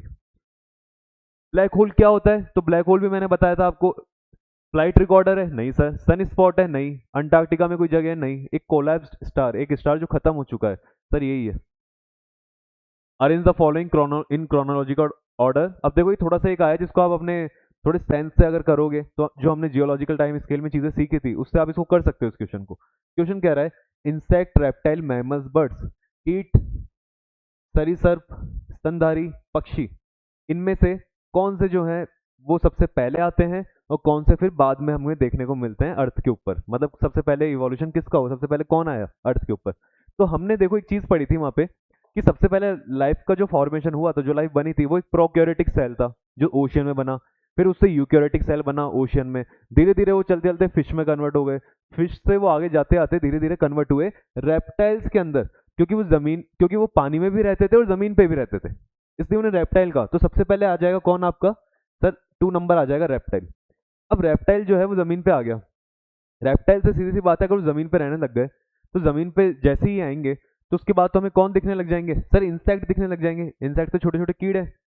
अगर जमीन पे मान लीजिए रेप्टाइल जो है वो पानी में भी रहता है जमीन पे भी रहता है, लेकिन वो अब जमीन पे रहना चाहता है, तो सबसे पहले वहां पे छोटे कीड़े बनेंगे जो सिर्फ कहाँ पे रह सकते हैं, जमीन पे रह सकते हैं, तो इंसेक्ट आपको देखने को मिलेंगे। इंसेक्ट जब बन जाते हैं तो उसके बाद में अब आप बताओ इंसेक्ट जो है उसके बाद में आपको मैमल्स देखने को मिलते हैं, बर्ड्स देखने को मिलते हैं, मैंने वहां पे बताया भी था आपको, मैंने वहां पे आपको बताया था कि रेप्टाइल्स के बाद में आपको फिर क्या देखने को मिलते हैं, मैमल्स देखने को मिलते हैं। वहां पे अपन ने इंसेक्ट को स्किप कर दिया था, लेकिन अब क्या ऑर्डर बन रहा है, रेप्टाइल्स के बाद में इंसेक्ट, इंसेक्ट्स के बाद में मैमल्स, और सर बर्ड्स तो हमको बाद में देखने को मिलेगी, क्योंकि इतना इवोल्यूशन होना कि कोई जानवर जमीन पे चल रहा है और उसके पंख आ जाए, इतने इवोल्यूशन में तो बहुत टाइम चाहिए, और वो इतना टाइम जो लगना था वो लगा बाद में, इसलिए जो बर्ड है ये आपको लास्ट लास्ट में देखने को मिली। 2 नंबर के बाद में आपको 1 नंबर, फिर 3 नंबर, और 2, 1, 3, 4 किसका ऑप्शन है, ऑप्शन नंबर ए जो है यहाँ पे क्या है, करेक्ट है। ठीक है, तो थोड़ा सा आप बस इस तरह से दिमाग लगा के इन चीज़ों को कर सकते हो, क्योंकि एग्जैक्ट याद रखना कौन किसके बाद आया क्या आया, ऐसा हम क्या क्या चीज़ें याद करेंगे, है ना, नहीं कर सकते इतना। बस यहाँ पे थोड़ा सा आप कॉमन सेंस या फिर जो भी आपने चीज़ें पढ़ी है उसको यूज में ले लेना। आगे कहता है इसके अंदर कौन सा, इसके अंदर पेयर एकदम करेक्ट है। मार्स जो है वो स्लोवेस्ट प्लेनेट है, सर ऐसी तो कोई बात नहीं है, सबसे स्लो तो लास्ट लास्ट वाला नेपच्यून है, क्योंकि वो सबसे दूर है तो धीरे धीरे चक्कर निकालता है। वीनस जो होता है वो ब्राइटेस्ट प्लेनेट है, सबसे ज्यादा चमकने वाला वीनस है, तो करेक्ट है सर, आपने इसको अभी मॉर्निंग स्टार और इवनिंग स्टार नाम दिया था, तो ये जो है इसका क्या हो जाता है, करेक्ट आंसर है, क्योंकि मर्क्यूरी सबसे छोटा प्लेनेट है,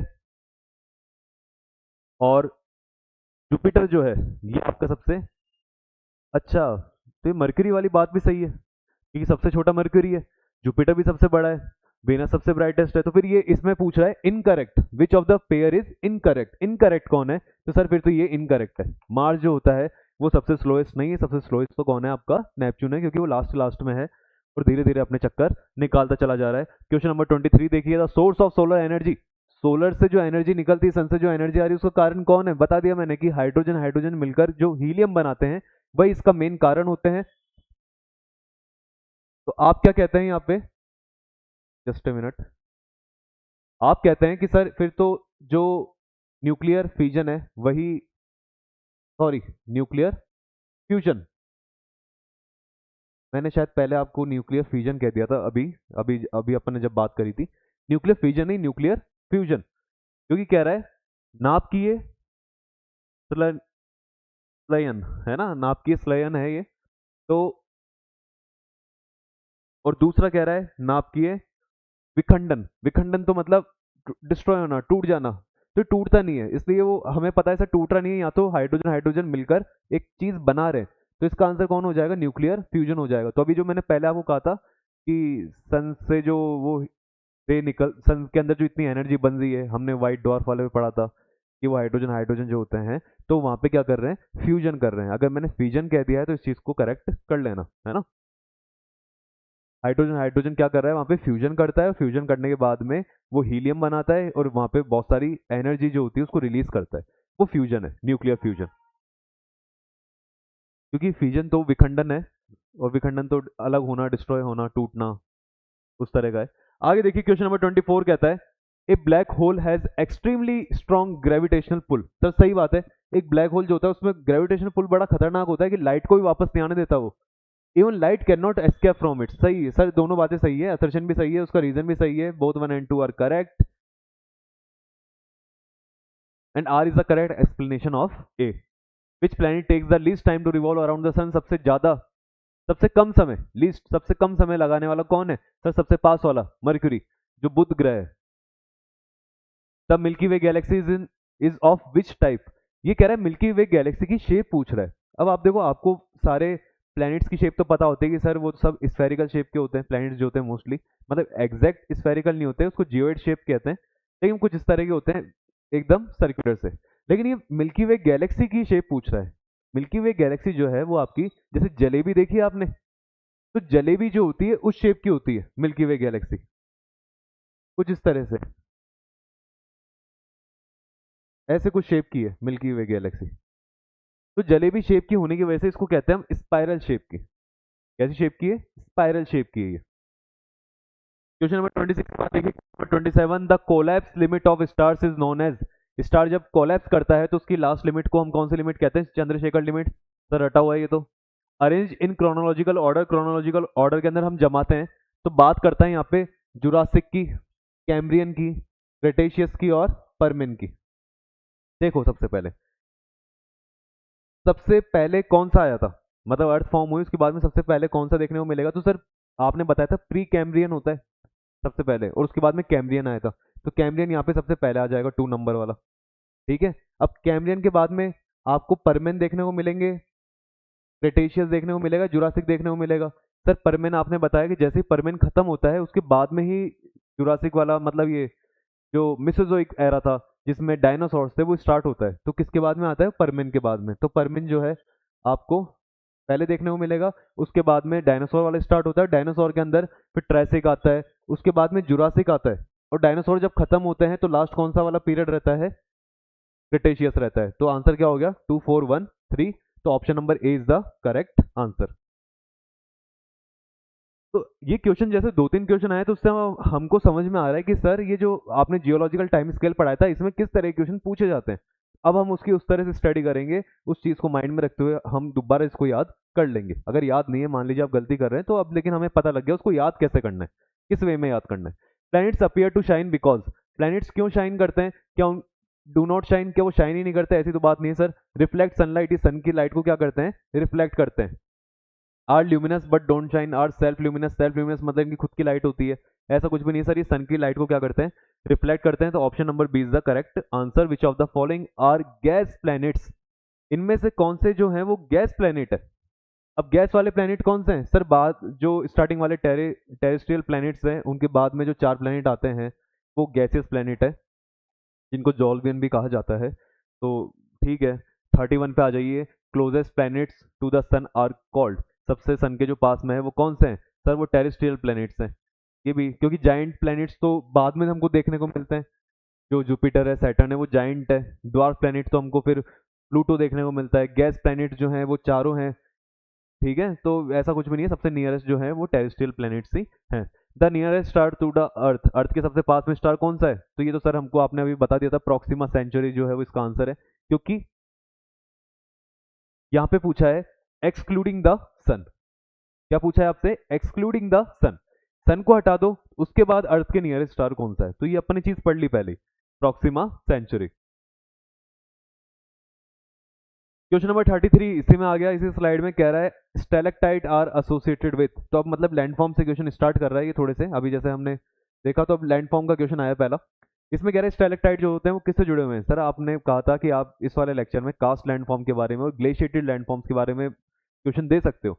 तो आपने क्वेश्चन दिया है तो ये कौन सा लैंडफॉर्म होता है? स्टैलेक्टाइट हो गया, स्टैलेग्माइट हो गया, ये सारे कौन से होते हैं? कास्ट लैंडफॉर्म होते हैं, जो कि लाइमस्टोन वाले एरिया में हमको देखने को, लाइमस्टोन वाला जो जो भी जगह होती है उसके नीचे अंडरग्राउंड में हमको देखने को मिलते हैं, जो ऊपर से कुछ इस तरह के बनाते हैं, जो ऊपर से इस तरह से ऐसे बनती है वो तो स्टैलेक्टाइट होती है, और जो नीचे की तरफ दिखती है वो स्टैगमाइट होती है। और इन जब ये दोनों एक दूसरे से जुड़ जाती है तो उसको कॉलम कहा जाता है। इस तरह से हमने इसको पढ़ रखा है। तो एक कास्ट लैंड फॉर्म है आपका। कंसिडर द फॉलोइंग पेयर्स, कह रहा है वेदरिंग, केमिकल वेदरिंग जो होती है क्या वो ऑक्सीडेशन के अंतर्गत आती है? ऑक्सीडेशन जो होता है क्या केमिकल वेदरिंग है? हाँ सर, ऑक्सीडेशन हाइड्रेशन ये केमिकल वेदरिंग है। प्लांट की जो रूट्स होती है वो मैकेनिकल वेदरिंग करती है, मैकेनिकल करती है, कोई रिएक्शन नहीं करती, वो तो जाके फिजिकली उसको तोड़ती रहती है। करेक्ट है। ग्लेशियल प्रोसेस जो होता है उसमें आपको टिल देखने को मिलता है। सर बताया था आपने, जैसे टिल हो गया, मोरेन हो गया। मोरेन तो क्या होता है? जो नया डिपॉजिट बनता है वो तो मोरेन होता है, पुराना जो डिपॉजिट इकट्ठा हो रखा है पुराने समय पे ग्लेशियर्स के मूवमेंट की वजह से उसको टिल कहा जाता है।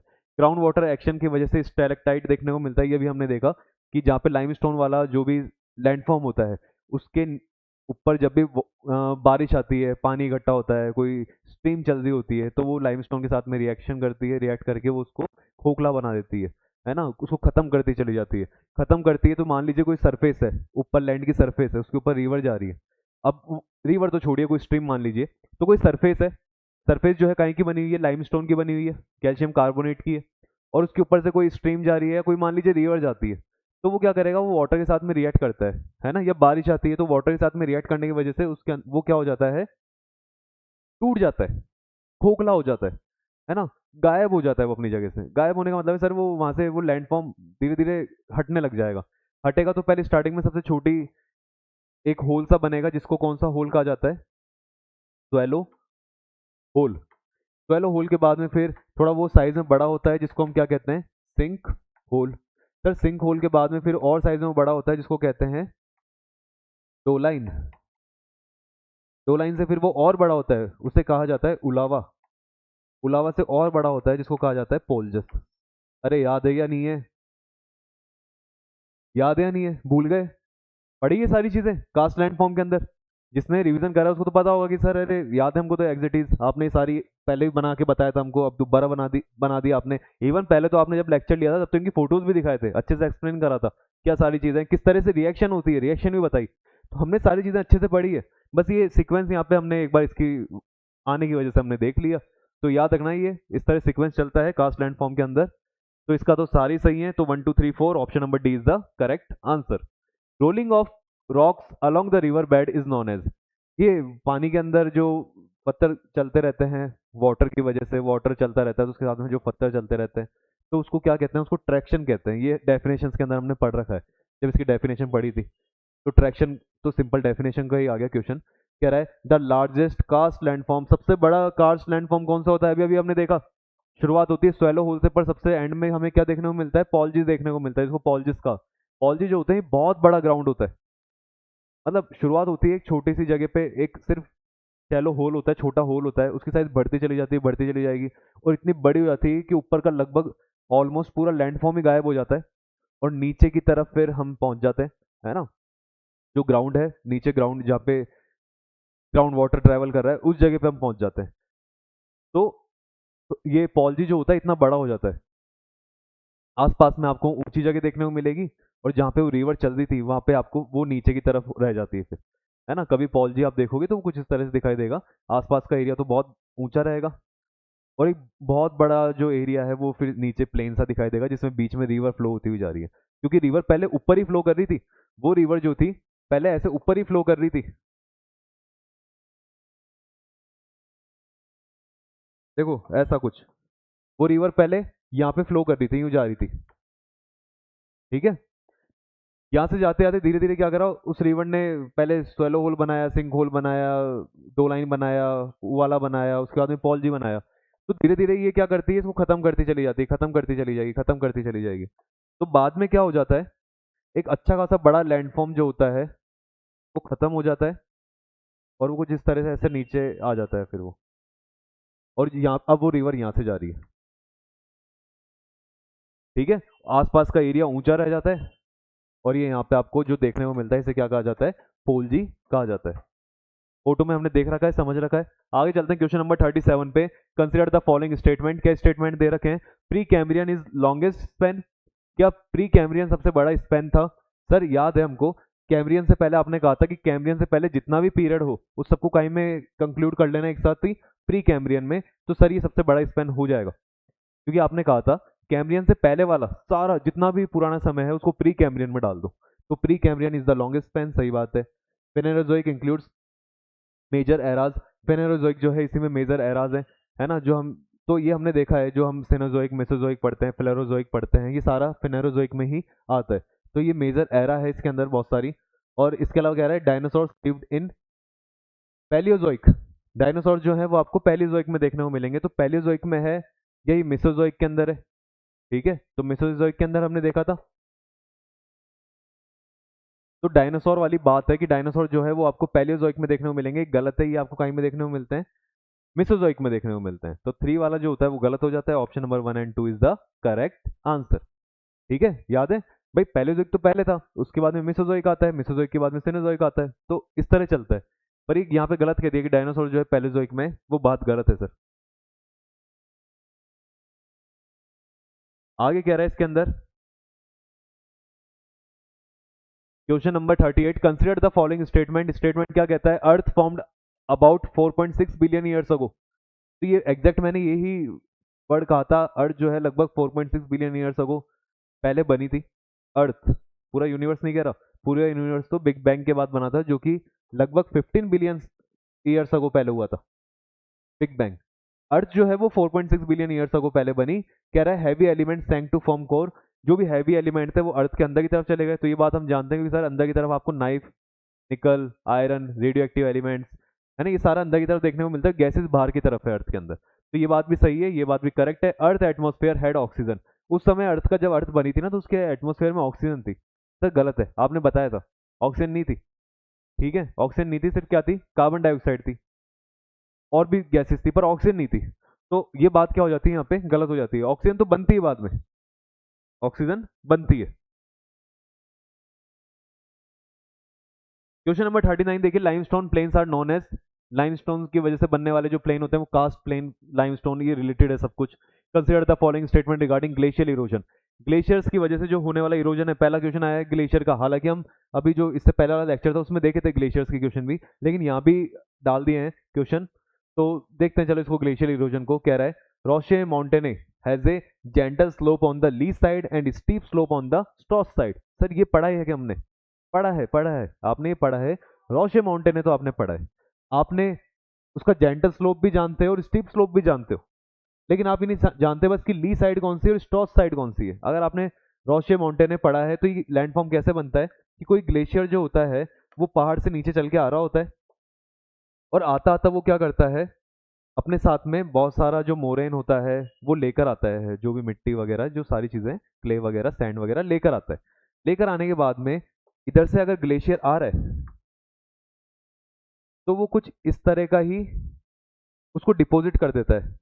मतलब उसने इस तरह से सारी सैंड को डिपॉजिट कर दिया इस शेप के अंदर, जिसमें जिधर से ग्लेशियर आ रहा है उधर की तरफ तो आपको जेंटल स्लोप देखने को मिलेगा, और अपोजिट साइड में आपको कैसा स्लोप देखने को मिलता है, स्टीप स्लोप देखने को मिलता है। इधर वाली साइड को कहा जाता है ली साइड, और इधर वाली को कहा जाता है स्टॉस साइड। सर बस ये नहीं बताया था आपने, तो ये मैंने बताया नहीं था आपको कि इसको ली साइड, इसको स्टॉस साइड कहते हैं, है ना, लेकिन हमको बाकी चीजें पता है। अब देखो कह रहा है ली साइड जो होती है वो जेंटल स्लोप होता है, तो सर गलत है, ली साइड वाला जेंटल नहीं है, ली साइड वाला तो स्टीप स्लोप है, और स्टॉस साइड वाला कैसा है, ये जेंटल है।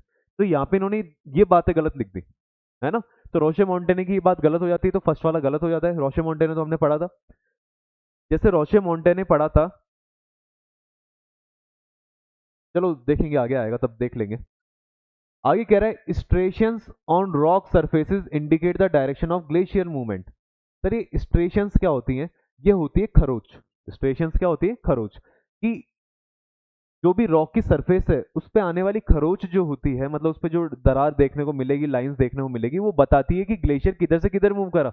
और सर करेक्ट है। अगर मान लीजिए इस तरह से रॉक की सरफेस है और उस पर ग्लेशियर यूं जा रहा है, तो इसके ऊपर आपको इस तरह से लाइंस देखने को मिलेंगी या आपको ऐसी लाइंस देखने को मिलेंगी। सर नहीं, वो तो ऐसे ही देखने को मिलेगी। तो सही बात है, ये बताती है स्ट्रेशंस। सर्क्स जो होते हैं are depositional landforms formed by glacier deposition.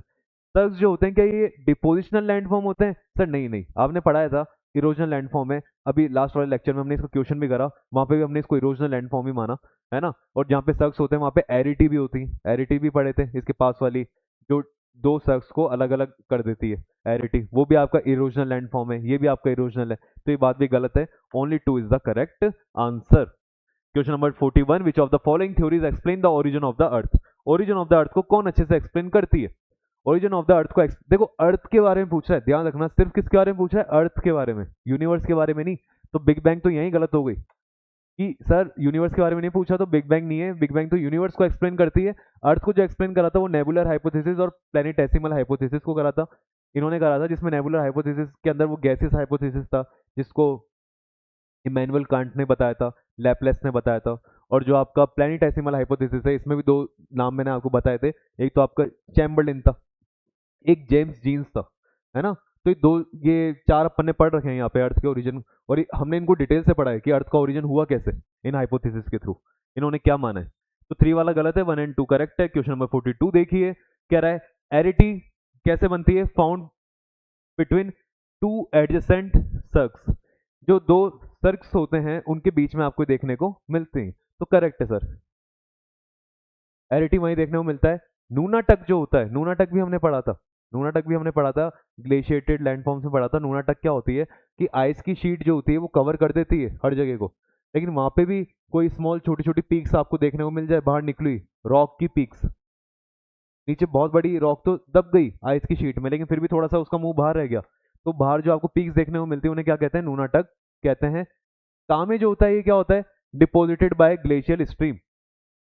जो कामे था, मैंने आपको बताया था कि ग्लेशियर जब चलते हुए आते हैं तो आके मान लीजिए वो नीचे रुक गए, ठीक है। अब हुआ क्या, अब वो धीरे धीरे पिघलना स्टार्ट होंगे, अब वो लेकिन अंदर से पहले पिघल रहा है, अंदर से पिघलने की वजह से उसमें स्ट्रीम चलना चालू हो जाएगी, जैसे जैसे पिघलेगा तो छोटी छोटी पानी बहना स्टार्ट करेगा, पानी बहना स्टार्ट करेगा तो अपने साथ में सारा डिपॉजिट जो होता है, क्ले हो गया, सैंड हो गया, उसको अपने साथ में लेके आगे चलता रहता है। आगे ले जाके किसी जगह पे वाटर तो आगे निकल जाता है, पर वो क्ले सिल्ट किसी जगह पे जाके डिपॉजिट होना स्टार्ट हो जाती है, और डिपॉजिट होते होते उसकी साइज बड़ी हो जाती है ना। और ये ग्लेशियर अब पिघल जाएगा, पिघल के सारा पानी आगे चल जाएगा, पर ये जो है ये क्ले सैंड जिसकी हाइट है थोड़ी बढ़ चुकी है, जो एक छोटे माउंटेन सा दिख रहा है, छोटा सा माउंटेन है ना, उस तरह का अब ये रह चुका है, तो अब ये रह जाएगा यहाँ पे, क्योंकि मिट्टी का बना हुआ है, क्ले का, सैंड का बना हुआ है। उसी को हमने पढ़ा था कामे, इसको कामे कहते हैं, और ये जो होता है ग्लेशियल स्ट्रीम से ही बनता है। करेक्ट है सर, तो ये सारी चीजें हमने पढ़ी, तीनों 1 2 3 करेक्ट हो जाता है, तो option 1 2 and 3 are correct. Which of the following condition favour the formation of U shaped valley? U shaped valley तो सर बी शेप तो देखने को मिलती है जहाँ पे रिवर चलती है, यू शेप जहाँ पे ग्लेशियर चलते हैं, तो ग्लेशियर की वेलोसिटी होनी चाहिए हाई, हाँ सर बन जाएगी यू शेप उससे भी। थिक आइस का मास होना चाहिए, मतलब आइस मोटी बड़ी आइस होनी चाहिए, करेक्ट है सर, मोटी बड़ी आइस होगी वही ज्यादा इरोजन करेगी, तभी यू शेप बन पाएगी। फ्रीज थॉ वेदरिंग, और वेदरिंग जो होती है मतलब वो फ्रीज थॉ क्या था कि जमना, मतलब वाटर जो है वो जम जाए, फिर वो दोबारा पिघल जाए, फिर वो जम जाए, फिर वो पिघल जाए, तभी ये जमेगा पिघलेगा, तभी तो वो ग्लेशियर मूव करेगा। ग्लेशियर मूव क्यों करेगा? क्योंकि उसके नीचे का जो सरफेस है वो क्या होती जा रही है? थॉ होती चली जा रही है। थॉ का मतलब है वो लिक्विड में होती चली जा रही है, धीरे धीरे पिघलती जा रही है, तो वो नीचे की तरफ तभी मूव कर रहा है, तो फ्रीज थॉ होना भी जरूरी है। अगर जमा ही रहेगा तो फिर तो वहीं रुका रहेगा, फिर वो नीचे क्यों आएगा, है ना। तो फ्रीज थॉ होना भी जरूरी है, तो इसमें क्या रहा है 1 2 and 3 is the correct option. Next, consider the following condition for karst development. Karst landform बनाना है, कास्ट डेवलपमेंट करना है, तो क्या क्या होना चाहिए? क्या वहां पे थिक जॉइंटेड लाइमस्टोन होनी चाहिए, बड़ी बड़ी लाइमस्टोन होने चाहिए? सर होने चाहिए, लाइमस्टोन में तो होता है हाई इनफिल्ट्रेशन, पानी जो होता है वो नीचे की तरफ जाना चाहिए। सर नीचे की तरफ जाएगा क्योंकि कास्ट लैंडफॉर्म आपको नीचे ही देखने को मिलते हैं जमीन के अंदर, तो सही बात है।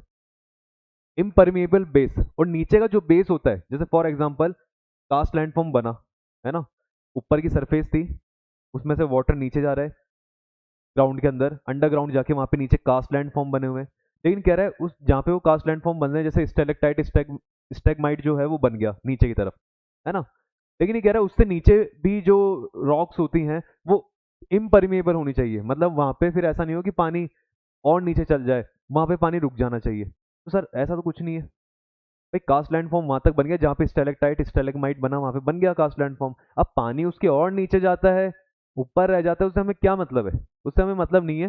कास्ट लैंडफॉर्म में कोई ऐसी बात नहीं करेगी कि उसके नीचे इम्परमेबल बेस होना चाहिए, तो ये बात गलत है। Option 1 and 2 is correct.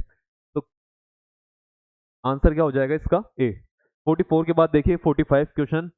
Which of the following, ठीक है, which of the following are underground karst features? Underground वाले कौन से बनते हैं? स्टैलेक्टाइट, स्टैलेग्माइट, दो लाइंस और फिर पॉल्जी।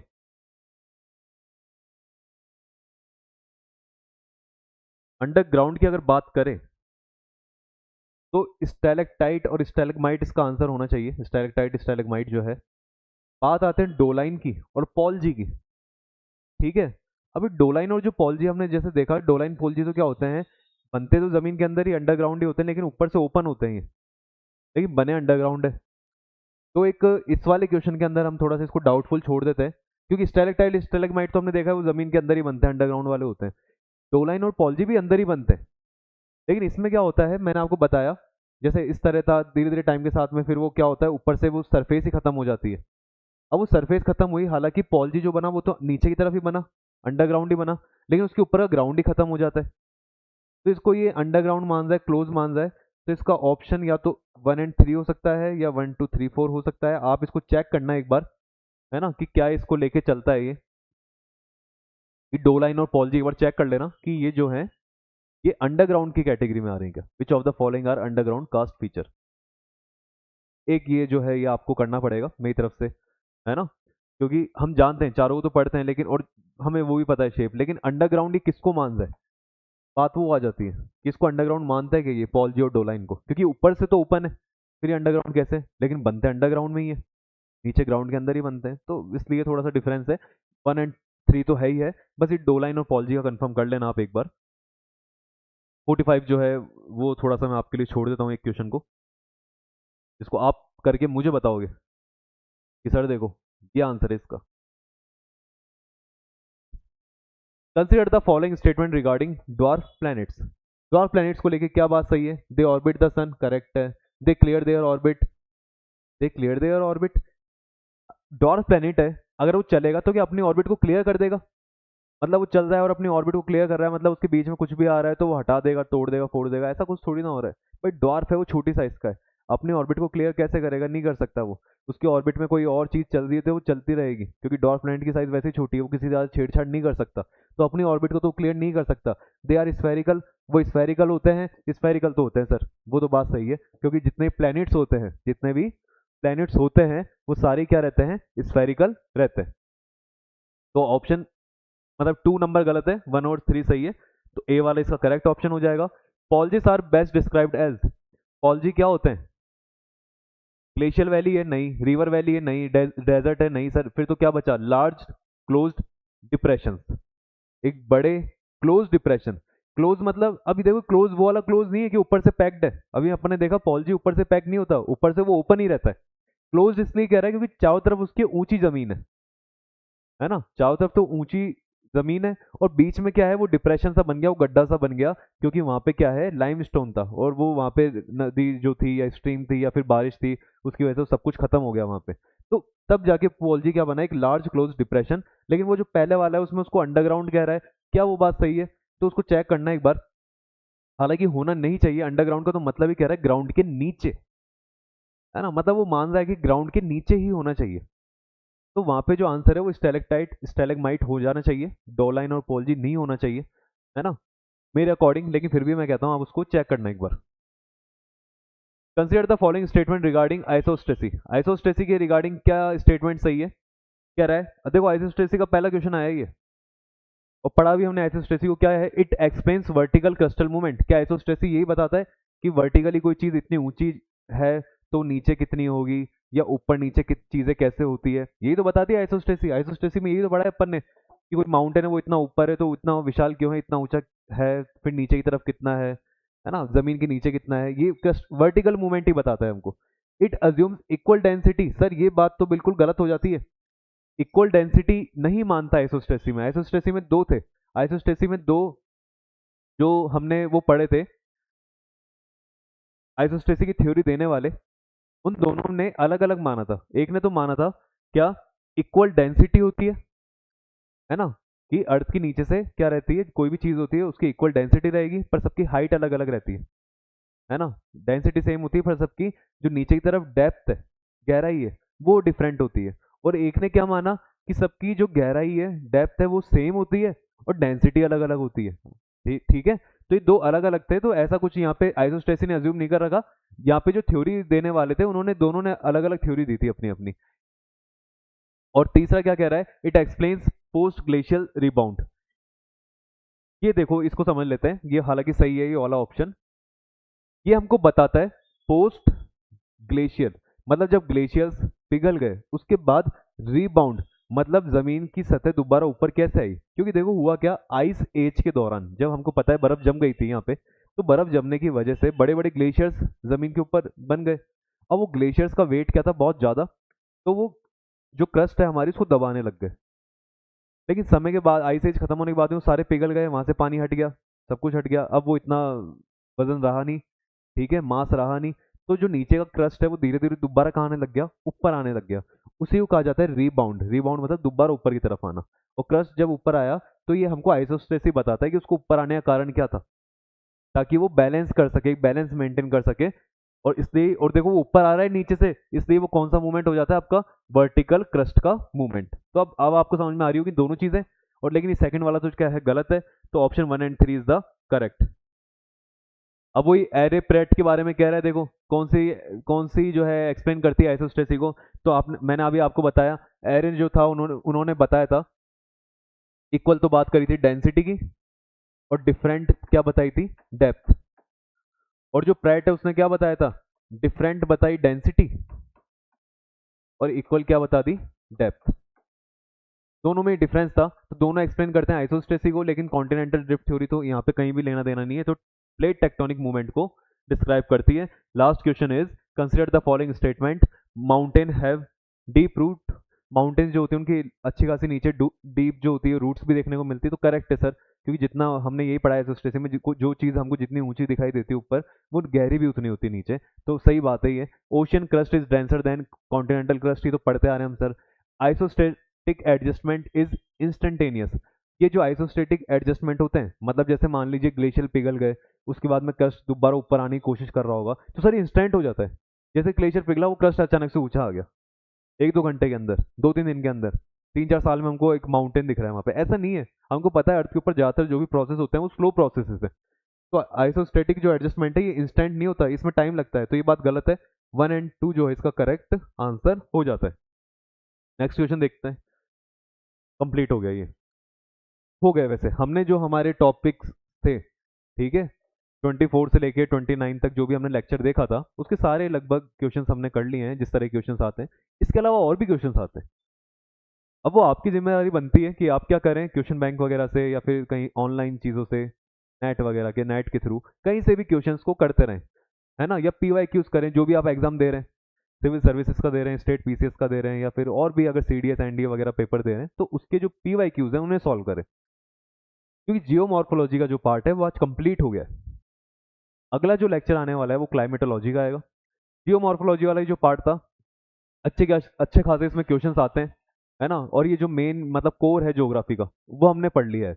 अब चीज़ें हम पढ़ेंगे क्लाइमेटोलॉजी, जिसमें अब हम, अभी तक हमने जो भी पढ़ा वो सारा क्रस्ट का देखा था, जमीन के अंदर का या क्रस्ट तक का। अब हम देखेंगे क्रस्ट से ऊपर जो है, मतलब हमारा एटमॉस्फेयर जो है, तो उस एटमॉस्फेयर को जानेंगे, उस एटमॉस्फेयर में क्लाइमेट जो है उसके बारे में जानेंगे। ये सारी चीज़ें अपन देखेंगे। दोबारा से क्लासेस स्टार्ट होंगी, ठीक है। मतलब अभी तो PYQs थे, ये PYQs वाली तो क्वेश्चन क्लासेस थी, लेकिन अब दोबारा से लेक्चर स्टार्ट होंगे जिसमें आप चीज़ें सीखेंगे, नई चीज़ें, है ना।